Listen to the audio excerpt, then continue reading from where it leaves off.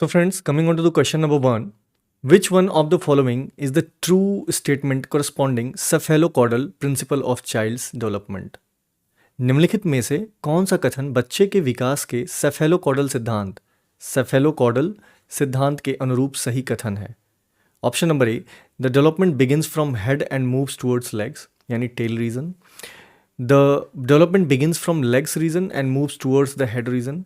The development from head region to leg region goes on with the uniform pace. And option number D says none of the above.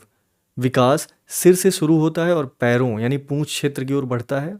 B, विकास पैर क्षेत्र से शुरू होता है और सिर क्षेत्र की ओर बढ़ता है. ऑप्शन नंबर सी सेज सिर क्षेत्र से पैर क्षेत्र तक का विकास एक समान गति से होता रहता है. या फिर ऑप्शन नंबर डी, इनमें से कोई नहीं. चलिए, इन ऑप्शंस में से सबसे पहली चीज़ आपको ये बताना है कि सेफेलोकॉडल का मतलब होता है शीर्षोधिगामी.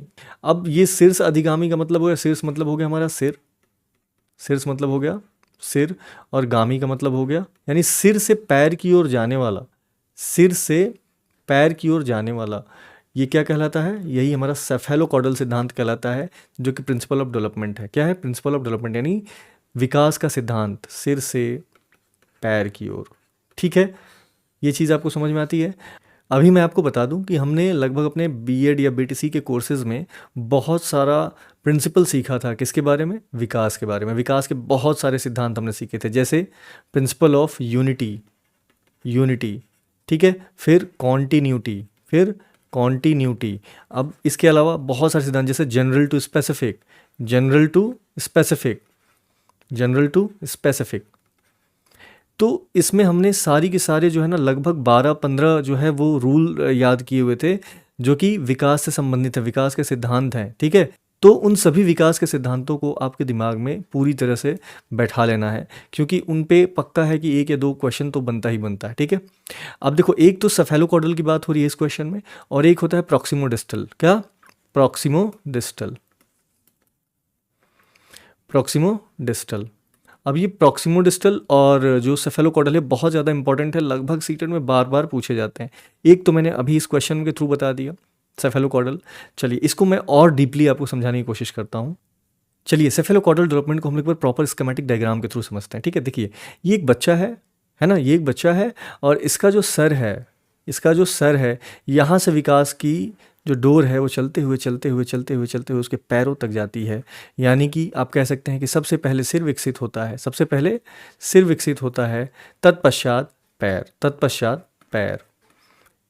ठीक है, तो यानी कि सिर से पैर तक जाने वाला जो विकास का प्रक्रम है, ये एक सामान्य पैटर्न है और ये सभी बच्चों में देखने को मिलता है. तो इसको हम कहते हैं सिर से पैर तक होने वाला शीर्षोअधिगामी. और इस प्रकार के पैटर्न को हम क्या बोलते हैं बेटा? Cephalocaudal development. अब ये बताओ कि इसके साथ आप तुरंत जाके पढ़ लेना, क्या? प्रॉक्सिमोडिस्टल. ठीक है, प्रॉक्सिमोडिस्टल बहुत ही ज़्यादा इंपॉर्टेंट है. प्रॉक्सिमोडिस्टल और सेफेलोकॉडल, ये दोनों तो मान के चलो कि लगभग हर साल देखने को मिलता है.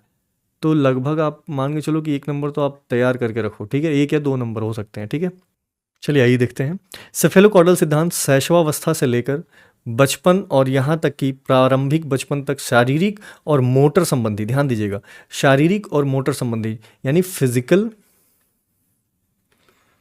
प्लस मोटर एक्टिविटीज़ क्या है भाई? फिजिकली तो वो बच्चा जो है डेवलप कर ही रहा है, यानी सबसे पहले सिर डेवलप होगा, फिर धीरे धीरे पैरों की तरफ विकास बढ़ेगा, लेकिन उसके साथ ही साथ उसकी मोटर स्किल भी डेवलप हो रही है. मोटर स्किल का मतलब हाथ चलाना, ठीक है, फिर पैर चलाना. तो ये physical development plus motor skill दोनों भी डेवलप हो रहे हैं. तो इसी में हमारा प्रॉक्सिमोडिस्टल और सेफेलोकॉडल डेवलपमेंट का सिद्धांत समाहित है. ठीक है, इसी के संदर्भ में हम सेफेलोकॉडल सिद्धांत और प्रॉक्सिमोडिस्टल सिद्धांत पढ़ते हैं. ठीक.